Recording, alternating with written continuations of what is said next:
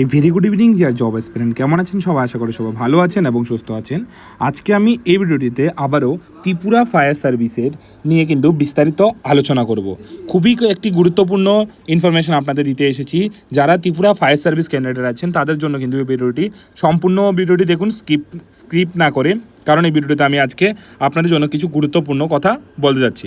প্রথমে আপনারা অনেকজন আমাকে কমেন্ট করছেন এবং অনেকজন আমাকে কল করে জিজ্ঞেস করছেন যে দাদা, যে ত্রিপুরা ফায়ার সার্ভিসে যে হয়েছে নোটিফিকেশনটা কোথায় আছে, যে ইন্টারভিউর জন্য যে লিস্ট পাবলিশ করা হয়েছে ওটা কোথায় আছে? শুধু তো আমি একটা পেপার দেখতে পেয়েছি, আমি অফিসিয়াল ওয়েবসাইটে দেখতে পাইনি। প্রথমে আপনারা এখানে যেরকম আমি করে দেখাচ্ছি, প্রথমে রিক্রুটমেন্টে ক্লিক করবেন, ত্রিপুরা ফায়ার সার্ভিস লিখবেন গুগলের মধ্যে, তারপর রিক্রুটমেন্টে ক্লিক করলে রিক্রুটমেন্ট এমন একটা ইন্টারফেস ওপেন হবে। তার ঠিক কিন্তু আপনারা নিচের দিকে গেলে কিন্তু এখানে schedule date of personal interview for fireman, এটার মধ্যে আপনারা ক্লিক করবেন। এই পোস্টটার মধ্যে ক্লিক করার পরে আপনারা দেখবেন এক এক করে, মানে সবার কিন্তু রোল নাম্বার কিন্তু এখানে দেওয়া আছে, প্লাস কিন্তু ইন্টারভিউ ডেটও কিন্তু এখানে দেওয়া আছে। ঠিক আছে, এখানে কার কবে ইন্টারভিউ হচ্ছে সব ডেট কিন্তু এখানে দেওয়া আছে, প্লাস টাইমিং কিন্তু এখানে দেওয়া আছে, প্লাস চেস্ট নাম্বারও দেওয়া আছে।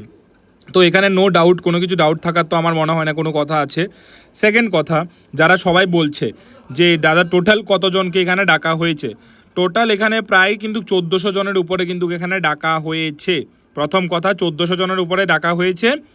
এবং এখানে কিছু আমাকে ক্যান্ডিডেট বলছে যে দাদা আমার কাট অফ এই যাবে, আমার কাট অফ সেই যাবে।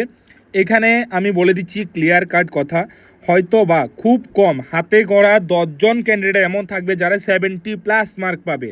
ঠিক আছে, কোনো কাস্ট মেনশন করছি না, এসটি এসসি ইউআর কোনো কাস্ট আমি বলছি না, এখানে শুধু হাতে গোনা 10 জন এমন বা 12 জন থাকবে যারা হয়তো বা 70+ পাবে। ঠিক আছে, তারপর থেকে 64, 62, 65 লাইক এমন করে কিন্তু সবাই মেরিটে থাকবে। কারণ রিটার্ন কিন্তু আমি বারবার বলছি, রিটার্ন কিন্তু এতটাই ইজি হয়নি।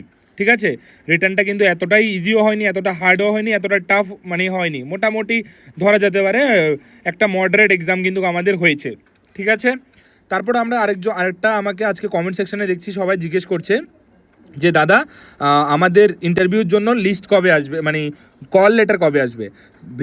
আপনাদের সবার জন্য খুবই একটা গুরুত্বপূর্ণ নিউজ, অলরেডি কিন্তু চলে এসেছে। নামটা হাইড করে দিয়েছি এখানে, আপনারা দেখবেন এটা পোস্ট অফিসের থ্রুতে এসেছে। কোথা থেকে এসেছে হলো director fire recruitment board of Tripura, director of fire and emergency service, government of Tripura. এখান থেকে কিন্তু এটা এসেছে। সবার কিন্তু বাই পোস্ট অফিস বিএনপিএলে কিন্তু আপনাদের কিন্তু সবাই রিসিভ হচ্ছে। সবাই একবার পোস্ট অফিসে কথা বলুন, আপনার যে পোস্ট অফিস আছে সেই পোস্ট অফিসে আপনারা গিয়ে কথা বলুন। সবার কিন্তু অলরেডি এখানে পোস্ট অফিসে পোস্ট করা হয়ে গেছে। যারা পোস্ট অফিসে রিসিভ করতে পারেননি তারা কিন্তু আপনারা পরীক্ষার অ্যাটলিস্ট রেসপেক্টিভ 1-2 ডেজ আগে কিন্তু আপনারা গিয়ে ফায়ার সার্ভিস ডিপার্টমেন্টে কথা বলুন এবং আপনাদের যে কল লেটার সেটা কিন্তু কালেক্ট করে নিন। তো আজকের এই দুটোই জিনিস গুরুত্বপূর্ণ ছিল। এবং ভাইবার জন্য আপনারা কি পড়বেন, প্রস্তুতি নেবেন যদি জানতে চান তাহলে আমার কমেন্ট সেকশনে বলে দেবেন। যদি নেক্সট এই ভিডিওতে 1K ভিউজ আছে তাহলে আমি ত্রিপুরার ফায়ার সার্ভিসের জন্য ভাইবা কী নিয়ে কী পড়তে হবে, ইম্পর্টেন্ট টপিক এবং ইম্পর্টেন্ট কোশ্চেন আমি কিন্তু নেক্সটে ডিসকাস করছি। তো আজকের ভিডিওটি এতটুকু পর্যন্তই। যদি ভালো লেগে থাকে প্লিজ আমার চ্যানেলকে সাবস্ক্রাইব করে দেবেন এবং বেল আইকনটিকে প্রেস করতে ভুলবেন না, কারণ ত্রিপুরা সরকারের চাকরি সবার প্রথমে কিন্তু আমার চ্যানেলেই আপলোড করে দিই। সবাই সুস্থ থাকবেন, ভালো থাকবেন, ধন্যবাদ।